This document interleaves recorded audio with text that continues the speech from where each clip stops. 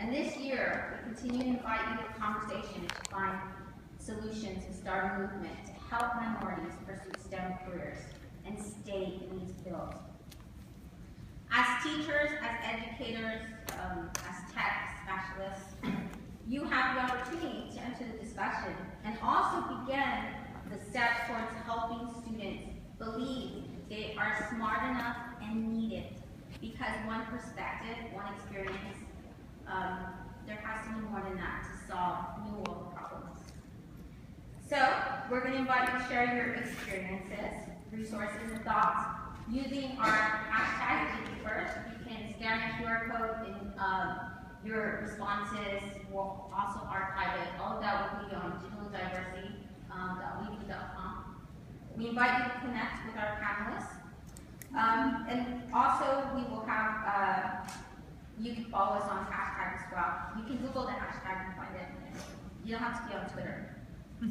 The leaders of our discussion today are Corey Coburn-Shepard, Adrian Maldonado, or you can call him Abe, Shayna Glass, and me, Shelly Sanchez-Carroll. Each panelist is now going to introduce themselves. My name is Corey Coburn-Shiflett. I'm a digital learning coach at Georgetown ISD for the last year and a half. I'm also an officer at the TCEA's largest special interest group, TechSig. And a year and a half ago, I picked up my entire life to move to Austin, Texas to be a part of the EdTech scene and lobby at the Capitol for Education. Good morning, everybody. My name is Adrian Maldonado. Call me Abe.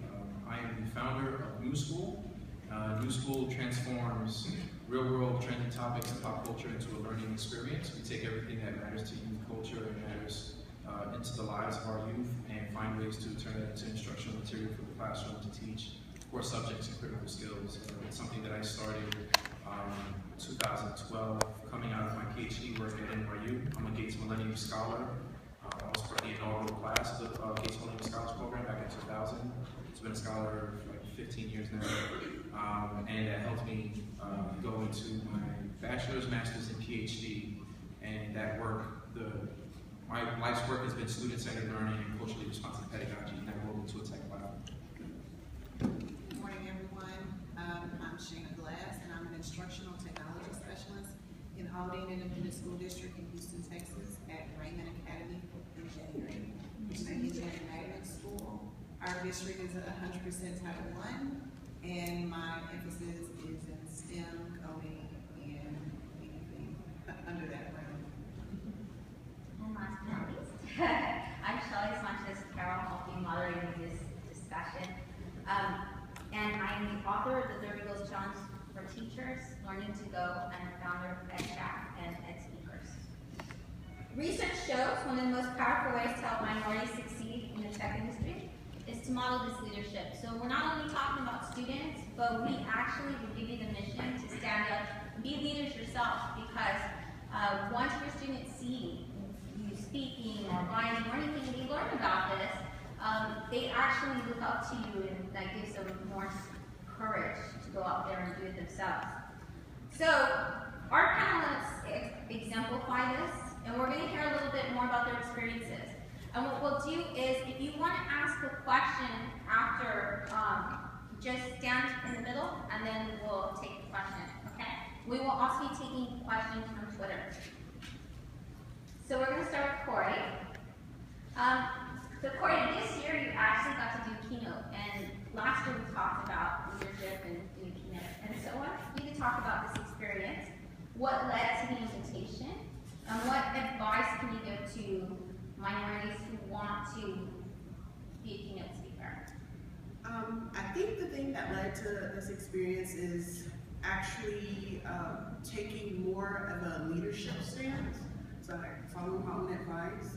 It wasn't just enough to be here in Austin, but to be a part of those meetings where minorities really didn't show up. So to be a part of that, professional development, I still love going to ed camps. I'm 33 ed camps in 2 years right now.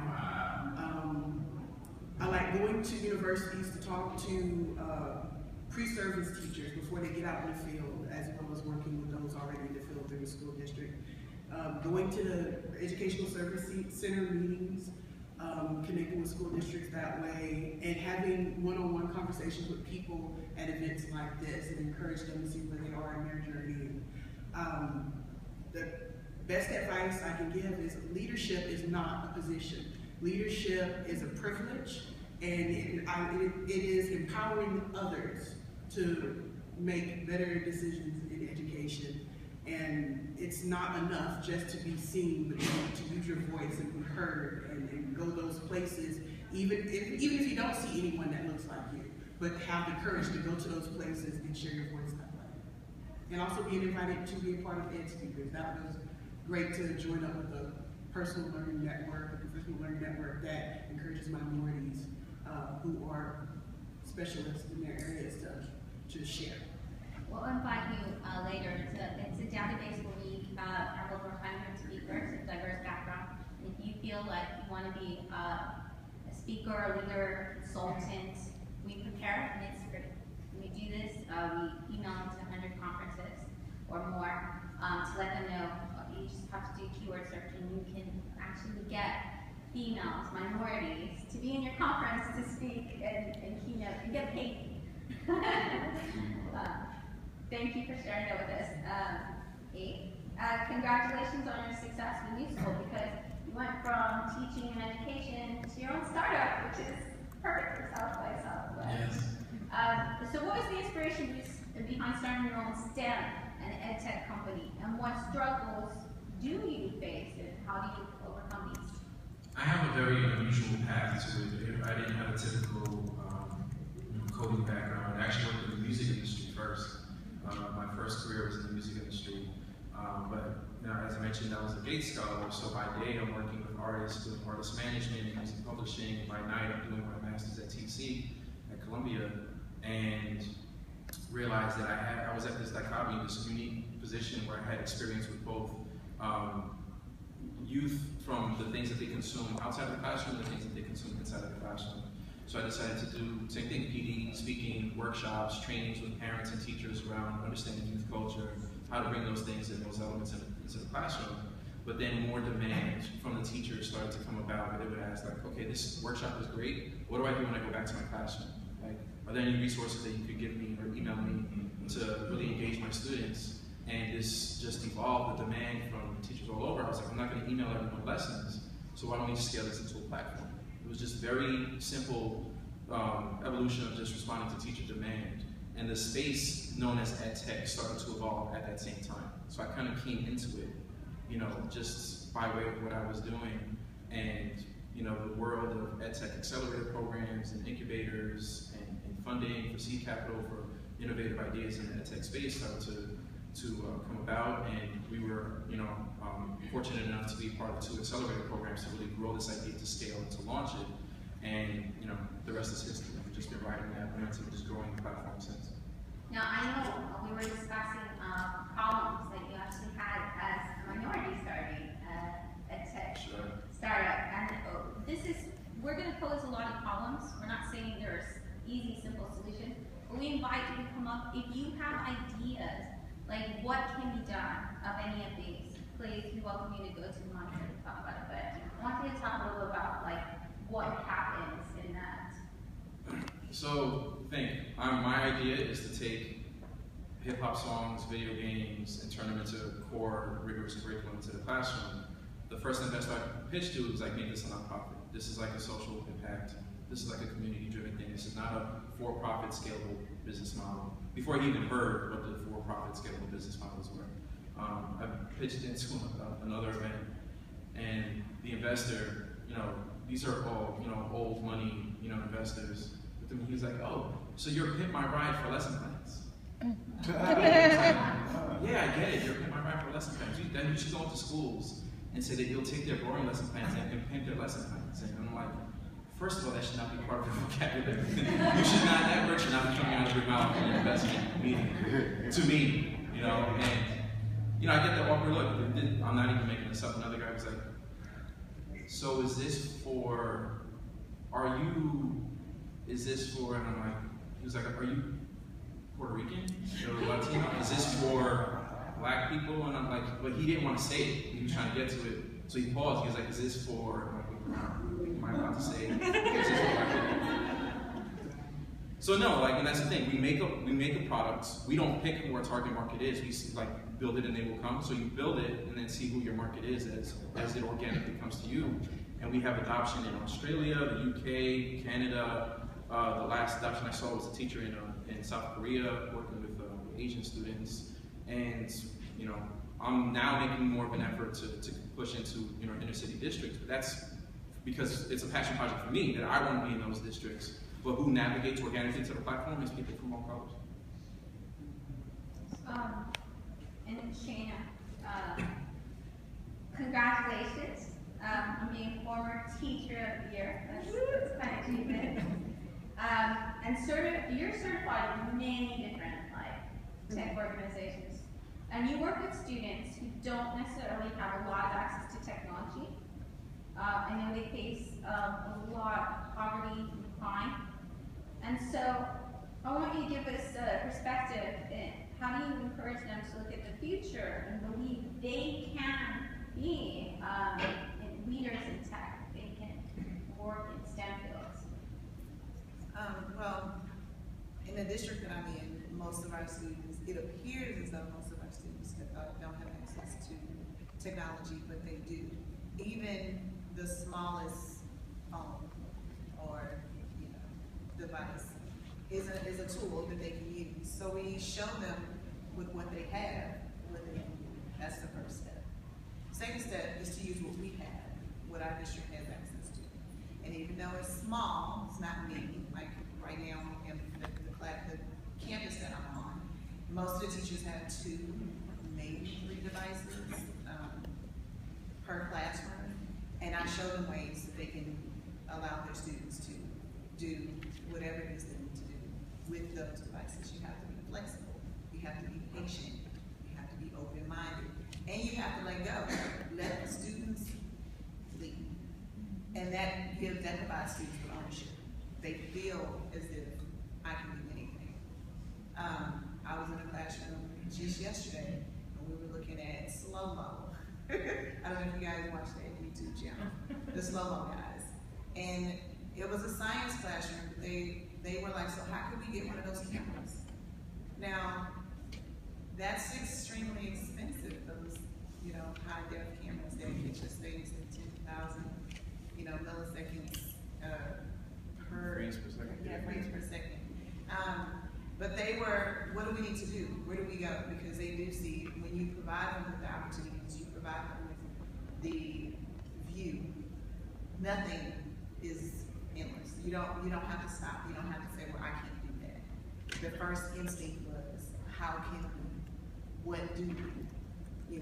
And then they would take the lead. And that is why STEM needs to be more expressed, more taught, more exposed to our students, because that ultimately is how they will become our next engineers and our next astronauts and our, everything. So that's the wish. And coming off of that, and we're going to pose this question to y'all as well. Now we're going to get into some problems out there and your experiences, and we want you to share even solutions, even if it's not a question, but what you have noticed in your district. So one thing that comes up with all of this is it can't only be us in the classroom. We have to have people in those different fields exposed to our students. So community partnerships are a must. How do we work with businesses and organizations, local ones, to help minorities enter STEM fields? For any of you panelists and for you all out there as well? How do you bridge that gap with community partnerships? I think we have been taxing our cultural, I call them cultural hearts, the things in our community that makes the different communities strong, our churches, our civic organizations. Sometimes we feel like we've taxed them enough. These are people we always turn to and ask for help. But instead of asking them directly for help, I think it's important for us to form like coalitions, organizations, organize those organizations so we can reach out to beyond just our community to ask for help. And like, I moved to the Austin area. The Austin area, the African American population in the Austin area is dwindling. But this in Texas is the home of a lot of political decisions for education. So this is where I want to be. This is where I want to be seen. This is where I want to reach out and bring people into the conversation. I think we need to become better at having those brave conversations with organizations outside of our immediate community. And that strengthens us not only financially, but in numbers and voices. And a lot of times it's just asking. I remember I was working, originally from San Antonio where I started teaching, and we asked the meteorologist, and he would come and he would do cloud captures with the students. We asked San Antonio Water System, they had them come out, they actually went with the kids, and so a lot of these, the engineers and people in technology will actually come out and work with your students and then take them somewhere, like on a field experience, so students actually get to be put in the field doing things like that. I think the issues that I see are access and opportunity. And I was fortunate. I was a Gate Scholar. My buddy, who was on the panel in the store, was also African American. He went to Stanford. And, you see the passion and the potential in the kids, but when they graduate, let's say they don't get into Stanford, now what? Right, where do they go next? Right, what's left for the kids who end up going to community college or end up not going to college at all, but still have that passion for STEM. And I think, so I'm not from the Austin area, but I know there's Capital Factory here, as we work up in New York City, there's the Google Labs and the YouTube Labs. They need to just open their doors, like to kids who are just coming off the street and like want to learn and want to be part of that experience, right? Have more like informal internship opportunities and apprenticeships where they don't have to be for formal college credit. Like there's a kid from Harlem that wants to learn how to code or wants to, experience things in the Google Lab and just absorb, just be a sponge. Just open your doors, let them in for free, just let them hang out, let them intern, let them just help you out, and just create more opportunities that aren't these formal channels, because these formal channels are finite. They're only going to have but so many seats, and if you don't get one of those seats, then you're just left, wanting but not having to be able to have that access. It kind of reminds me of the maker movement. How many of you have maker spaces in? Okay, good. A few out there. We actually presented in Indiana together, Dave and I, and they told us this really, I saw that there was a maker space there, and there was 2 boys there. And they let me know because I went up to the boys and I said, hey, I'm doing this STEM thing. Can you guys present for 15 minutes to the teachers? Because I don't want to present about makers, it's right here, you can tell. One of the teachers told me after they talked about it, they were really passionate about it. She said, did you notice his shoes? His shoes are taped together. The kid, it does the worst in this school. He was going to drop out. He's actually homeless, and the only reason he comes to school is because of this makerspace. They also had robotics and 3D printing. And for me, that was mind blowing because I've always thought it's the really smart, kids that actually get computers and things like that. That they're the ones who that caters to. But I was definitely proven wrong with that. Well, to add on what all of you were saying about the bringing in the community partnerships and to piggyback off of what Corey was saying, we do tend to go try to reach out to the ones in our community. In my district, we're surrounded by a lot of industrial companies, and we're in Houston, so you would imagine the oil and gas companies just reach out, right? You always said, just reach out, just they're right up the street. But the reality is, we're trying to get our kids to see more globally. So, with using the teachers and teaching the teachers, educating them, that when your kids are doing something in the classroom and it's applied to, let's say, computer science, then how about reach out to someone in that field? That you don't have to reach out to Exxon, but you don't have to reach out to those in those fields directly. So we do using Twitter, Plus, using different ways to connect with our students. Then they start to see, okay, well, this is a part of our, because my community is not just up the street. My community is 250 miles away. My community is in another country. My community, my community is everywhere. And then the kids have a different viewpoint. So, well, can we reach this person? Or maybe we just ask that person directly. Because you can now go online and, via Twitter or other social media outlets, you can connect with them directly and they respond. And sometimes they will come in and they will, we do a lot of Google Hangouts, we do a lot of virtual chats with people with those professions. And that brings the community and that builds the partnership because it continues. I just thought that there's a school called the Flatiron School in New York City that teaches coding, and they just created a fellowship with New York City, well, not even just with New York City, for any students who their families make under a certain amount, or even if you're out of school, you make under a certain amount. You don't have any college credits to your name, they'll take you in and waive their tuition for free. And that is the school that churns out developers, nonstop, and they write their own checks when they graduate from the school. How many of you have coding in your areas for your education? Okay, that's great. How many of you are from Texas? Okay, good audience. Okay, so what are some other states here? Anyone? California. Ohio. Oregon. There's supposed to be some from New York, because my sister is a teacher there. She said she's sending people. Okay, so we were talking a little about, Shana, you were talking about social media. All of us, you'll see us tweet, we blog, that's how we know each other. And I would like to say, all of us feel like we're really good friends because we meet at conference. But the way we got to know each other and do projects in collaboration is through Hangouts and Twitter and things like that. How many of you are on Twitter? Okay, great. So the next question is, what role does social media play in diversifying STEM fields and offering minorities a voice and opportunities? I like this conference, but maybe they're recording it like they did last year, but I will say this conference is expensive. And for our teachers that work in the trenches and don't have the opportunity to take time off and come to places like this, we need to provide opportunities.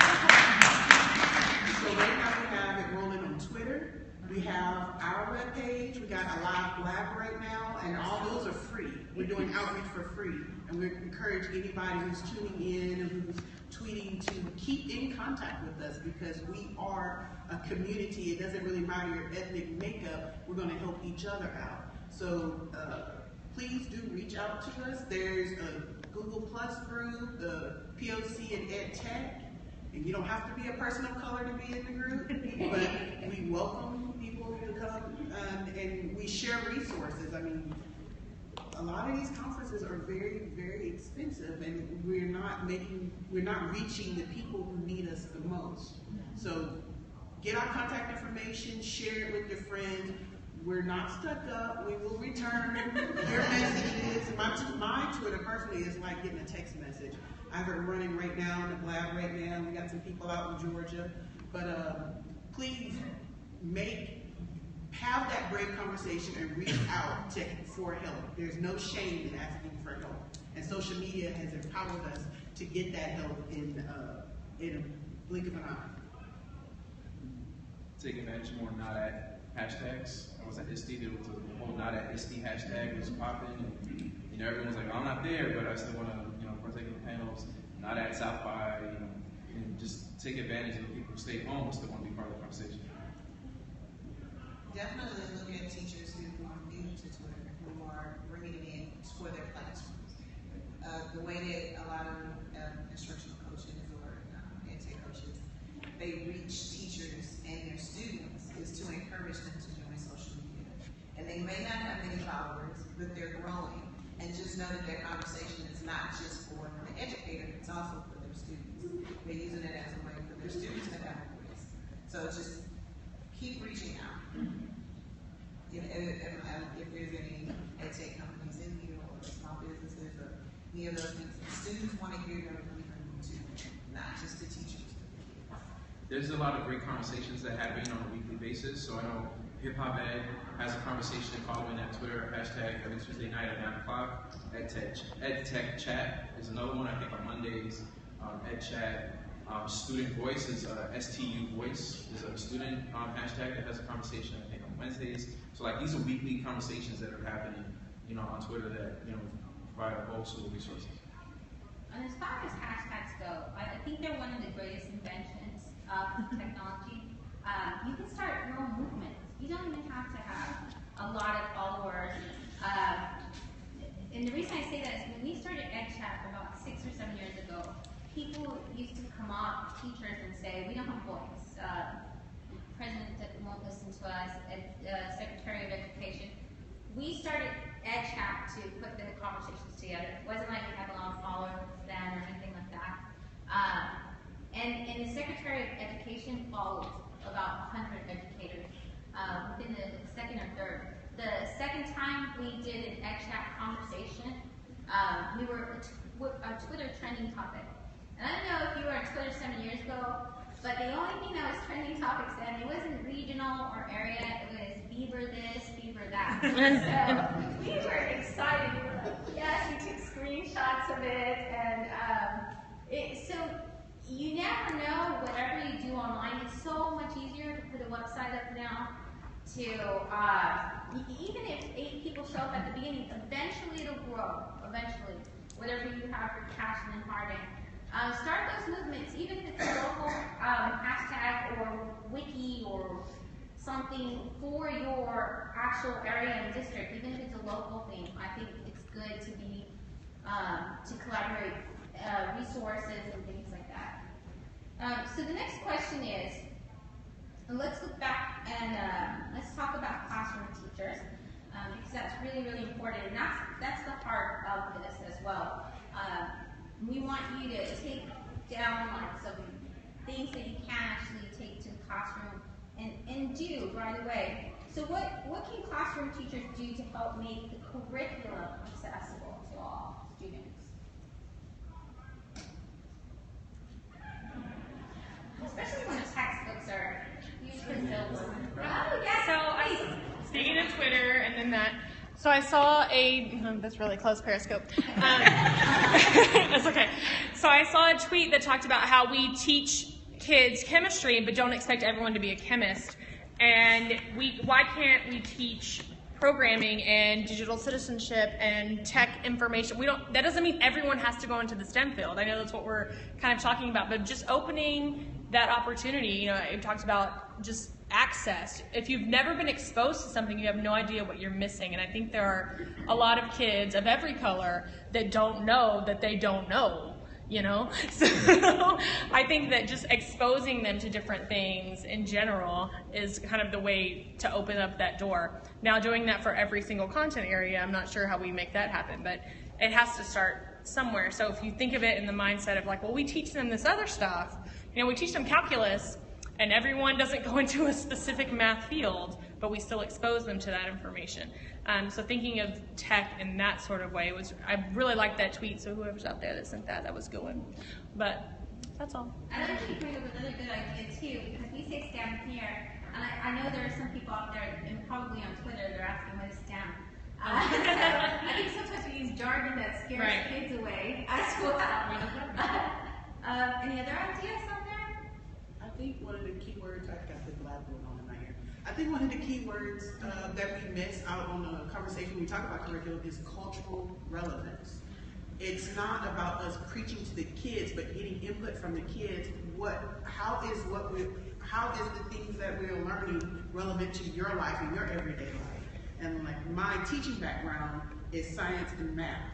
So we had 8th graders were tested, had to be tested on science, and one of the topics were like knowing the difference between pH, knowing the water cycle, and the kids would think, well, why do I need to learn this? Well, I have a good spread of kids in my class.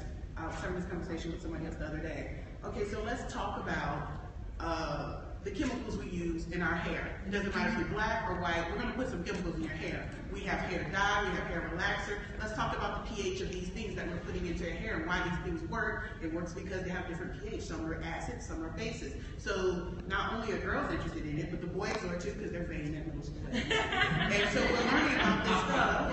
And then that leads to something else because they're doing research, and technology blesses us by letting the kids record that journey. Whether it is a success or a fail, they're recording their learning and sharing it with the world because kids like to see themselves online. And so that leads to, let's talk about porosity. We talk about porosity of hair. Porosity is in the earth. Let's talk about the water cycle. And that just leads to more and more learning. So if you make it relevant to them, then you don't have to worry about wrangling them into the curriculum. We need to let the students have a little more voice when it comes to their learning, instead of dismissing their questions. And if you don't know, it's okay. It's okay to fail. It's okay to don't know. Let's find that out together, and we'll record that learning and share it with the world. And you had, I'm sorry, I've been sick, so sorry for me. But yeah, like what she was saying, a lot of the stats I took from Harmony schools in town. And so I teach K through 5 and I teach engineering. And so yeah, the technology class went from the society's now society's computers now it's all across the country. I mean, they give the basics, but then they take it and use it. We do everything from looking at the fifth house thing, looking at the election. The fifth graders at first were like, why are we doing this? I was like, do the math. Trump gets elected, he gets elected again. He's gonna be your president for 2 cycles. And they're all like, oh my God, she's right. And so yeah, it's a lot of cross-curricular, getting them out into the community. We took them to UT. We do coding. I do a coding club. We're going to Microsoft so that because I have kids who have 2 doctors for parents, all the way to a kid who, like you said, that now takes shoes together. So it's showing them all that it doesn't matter where you come from. You work hard, you can. And so yeah, exactly what she said. Cross-curricular, getting out there is a huge thing. Well, sorry, already talked. So I don't know how many of you are familiar with Genius Hour, but I'm a big fan of ambiguity, and I found that choose any topic in outer space, relating to outer space. I've had girls that are totally disengaged, learn about lenses and how cameras work because they were curious about why they can't take photos of the stars at night, why they don't turn out, as good photos. So that has always worked in terms of giving them ownership of their lesson. I'm from an organization in Austin called Latinitas. We're a digital magazine, and then we teach media and tech, and mostly to Latina girls, but we're at many schools, so it's all different kids. And I'm going to share a proposal I just did. I loved it. I mean, the city didn't fund it, so I'm mad today. The language of tech, specifically do more tech, is very like white and masculine, right? It's like jobs, gates. And I just did a whole proposal about rediscovering indigenous technologies were the original technologies. I mean, Mayans made chocolate, waterways were created by those societies, Aztec, Incans created the terrace farm, all these things that, have been reintroduced in hipster culture, wherever, like chocolate is big now, boutique chocolate. And so reminding them that it's not just, hey, you should learn this, you don't know this. It's like it is imprinted in your DNA. And same for females too. I mean, there's so many historical figures in tech development. Languages were invented by women. C was, created by women. Grace Hopper, like names like that. Just integrating more of like, you're already there. The legacy is already there, and reminding them. And we film a lot too, like you were saying. I watch my son watch kids assemble Legos, and I'm like, so he loves watching the videos. The kids that we work with, the girls we work with, they love to make a video about themselves coding. So they may not totally be cuckoo for coding. I think when you get into the nuts and bolts, it is really complex, but if you can bring in that other stuff they love, like them watching themselves, explaining how to do it. I mean, they're doing, that kid, he watches, Evan, does anyone else's kid watch? He has like 2 million followers, so, and he's 7 years old, so. I don't know how many of you know this, but Ada Lovelace is known as the inventor of coding. She was a female, a woman, in fact. Yes. So I work for an organization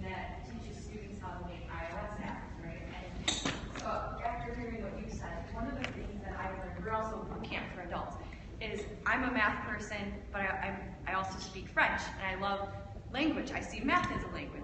And the more I work with people, and the more I work with code, the more I see that we're connecting coding so much to the algorithmic thinking of the math side, instead of focusing on how it's a language. It's a way to communicate. And so that's just a viewpoint that we've been exposing to our teachers and to our incoming students. We've seen musicians, people who speak multiple languages, and people that have dealt with heavy math concepts who've never coded before come out in 8 weeks and code. We've converted teachers who are like business teachers, it's about, because they're good communicators because they're teachers, we're teaching them how to have students communicate their problems and solve their problems with apps. So our curriculum says, here's some apps that you can make, but the students in the end make their own things and extend beyond, because there's a reason, like we were saying. Yeah. It's solving their own problems. They're creating things we would never think of. So, I would suggest, so I'm exploring this myself for the next venture is like new school physical spaces, right?